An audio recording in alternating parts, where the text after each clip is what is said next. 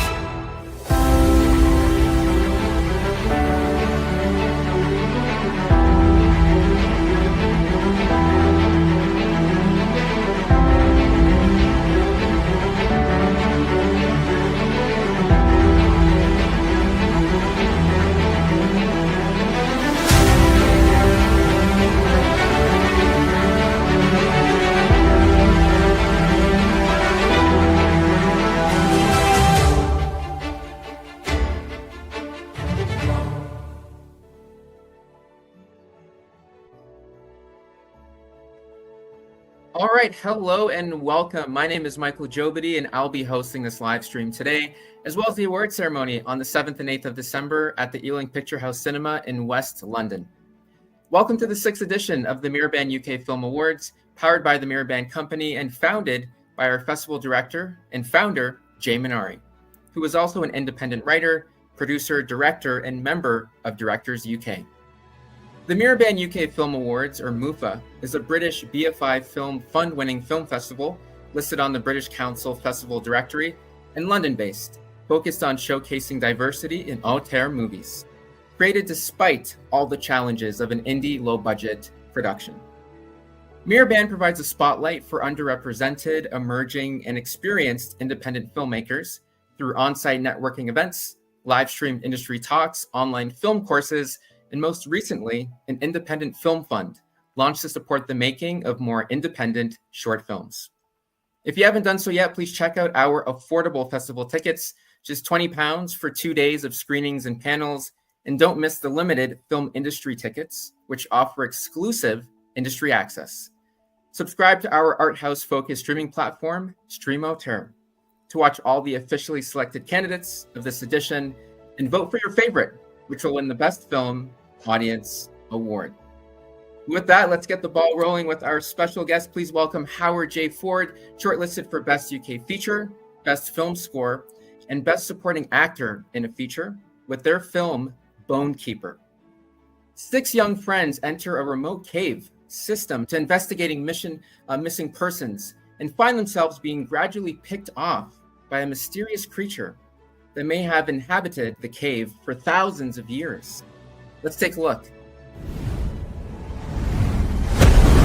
Life could be spread by meteorites from one part of the universe to another. Whoa, check out that view. This is the site of the impact crater, several 100,000 years ago. Perhaps she's here. And you're here for them both. You must not go into those caves. Never come out alive. Okay, this is it. Ready? Yeah. Ladies first. Just kidding. Wheeler's footage made it out. That Super 8 film he took in '76. I processed it with my own hands. That's why I know it's real. This is what he saw. Holy shit, was that? Where did it come from? You really think it's a creature? What is that? There are hundreds of caverns under there, maybe thousands. We're lost, Ethan. Let's try this way. Those bones look human. Yeah. Fresh. Ethan? Nick, if that's you guys, this isn't... Oh my God.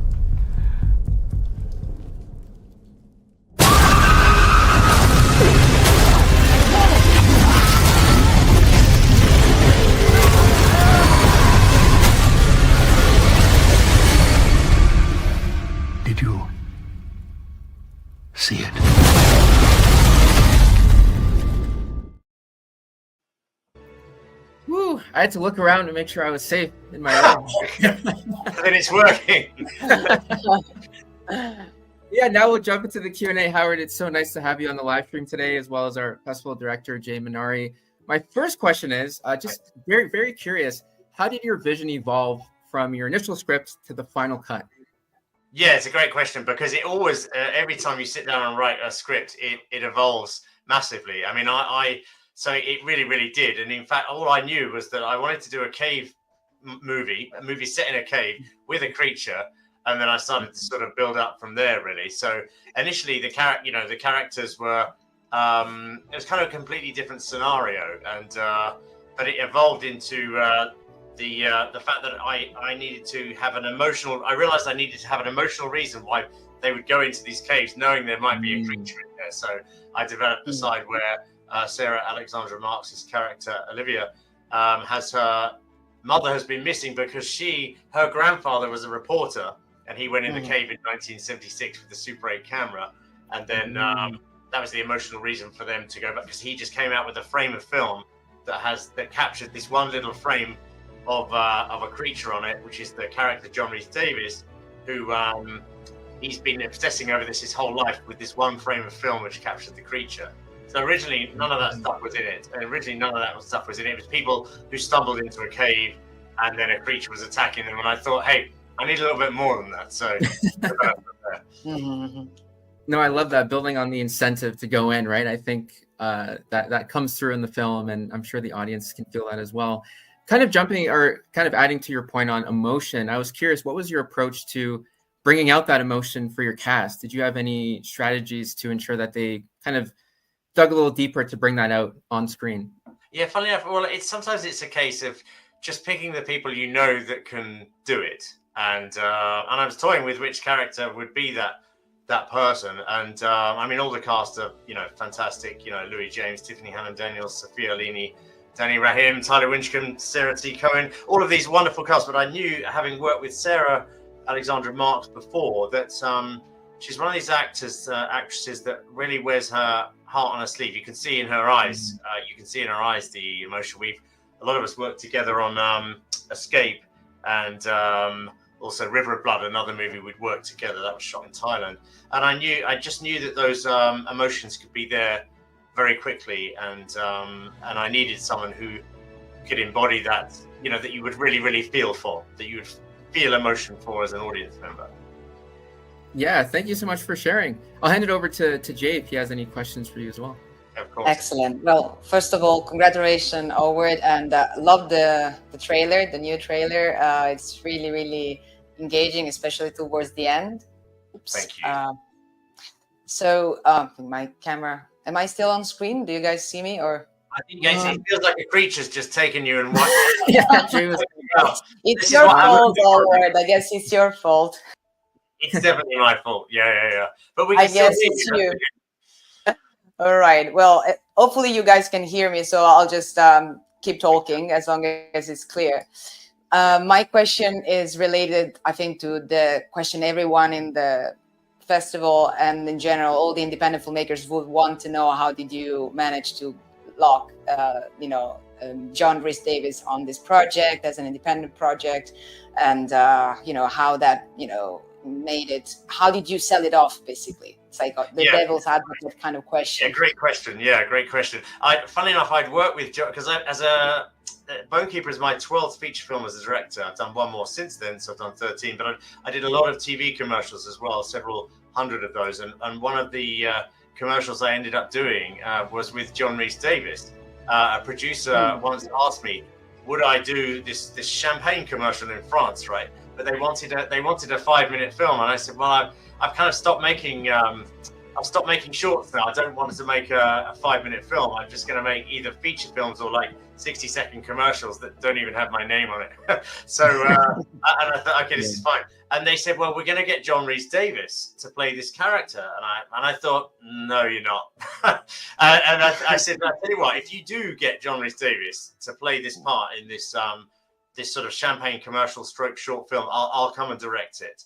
And then actually they flew him in the next day, and so he was there in London, and we just got on like a house on fire. So we went off and did this crazy shoot in France. And then I stayed friendly with him during that time, just by email and stuff. He was impressed with the way the commercial looked, given he'd come off this massive Hollywood movie where they had like 150 plus crew, and we had like 3 people trying to make this thing look good. So he was impressed by that, and we stayed in touch. So when this came up, I thought, yeah, I've got to ask him about it. And we'd been in contact anyway, so I made the offer to him via his manager in Los Angeles, who strangely I'd met before because I'd worked with Tony Todd in another film. He represents Tony Todd too. So all these connections, I'd say to people, you've always got to keep these connections good, no matter what is going on. It's all about people, and those relationships may not mean something now, but they might do, 6 months or 6 years down the line. And it was in this case. And he was great. Jobity is such a great actor, but such great fun as well. He's a sneaky boy, and he's really we can tell. Yeah. We can tell just by watching it. Yeah, he is. And another question, just because obviously they are both shortlisted, your actors, best actor in a feature, and we have best actress in a feature, Sarah Alexandra Marks. How did you approach her as well, and how did the acting days, how long it took for you to finish filming this? A little bit of the logistics would be interesting to know from you directly. Yeah, absolutely. Well, I'll dive into the logistics of filming in a cave. I knew it would be challenging. I'd actually heard about, because there's not many films in caves. There's a wonderful horror movie called The Descent. It's one of the best horror movies ever in a cave. And I learned that they had initially tried to shoot it in a real cave, but then they had to build the entire set because it was too dangerous to film in caves. And I started to look into it, thinking, am I actually going to be able to do this? Because we're going to go into real caves, and let me tell you, you haven't seen real darkness until you've switched off the lights in a cave, because it's nothing like the darkness that you get at home when you switch off the lights. You can still kind of see a hand in front of your face. You do it in a cave, there is nothing. It's like the world has gone off. So it was actually very hard to light. Let me just, without going into too much detail, cinematography in a cave was really, really tricky, because if you fire a light on a cave, it looks like you fired a light on a cave. So we're having to find these little ways of positioning these little lights here and there just to give a little texture in the background. And then I realized, do you know what the best thing is here to do? Because I've done films where you have the character has a torchlight, and that always looks good because you get a bit of lens flare, you get a bit of something like that. So I thought, hang on a second, I'll just have loads of torches, and I'll put head torches on the cast's heads, and I'll get them to light the film. And so, very smart, yes. Thank you. We still had some lights in the background, but we pretty much realized we're going to have to light 90% of the film with the actors. So we did it, when we were sort of doing some practice stuff.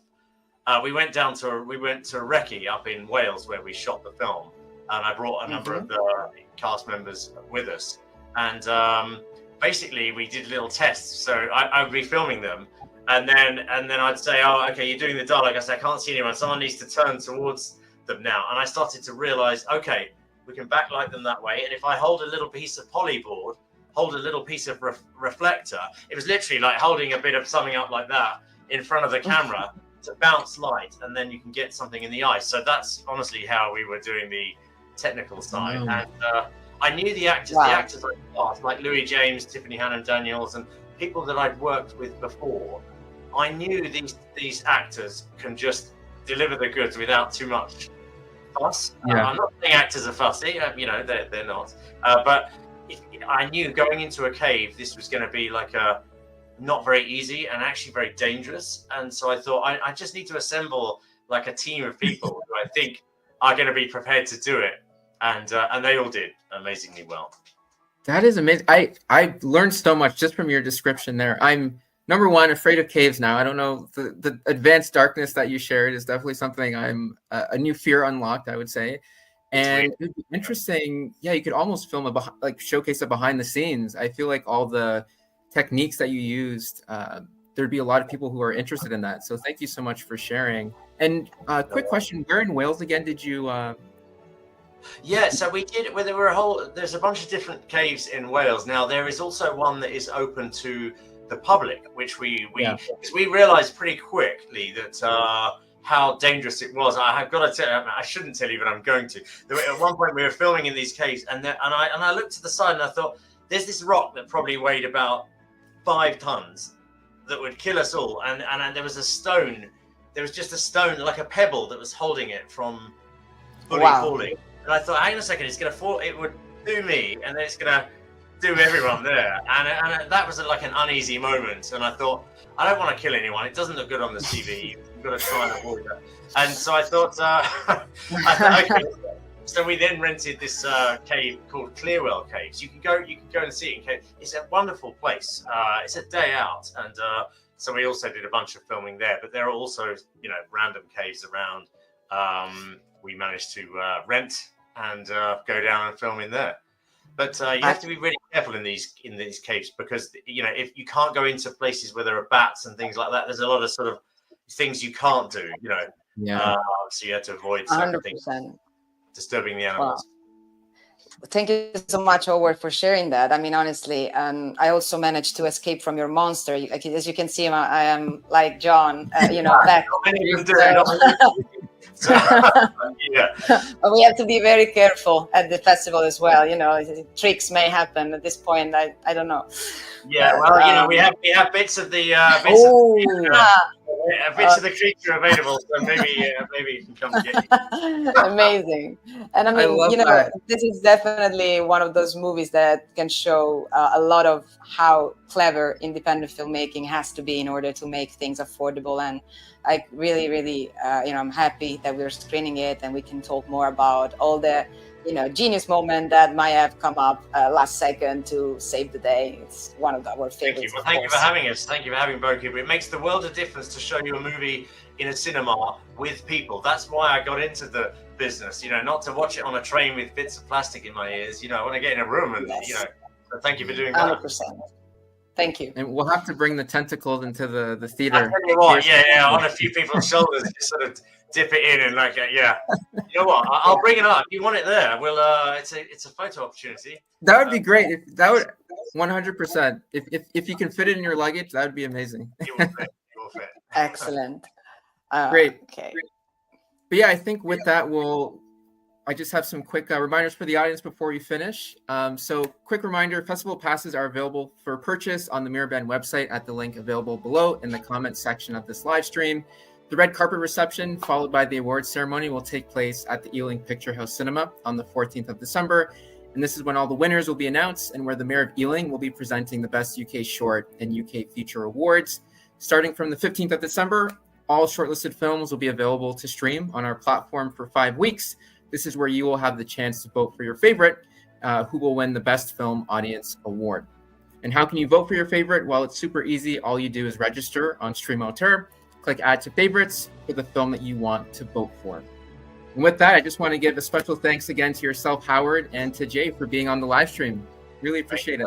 Thank you. And thanks to everyone who buys tickets and supports movies, because we need it. Yes. Yes. Thank Fantastic. you so much. Have a great night. You too. You too. Thanks.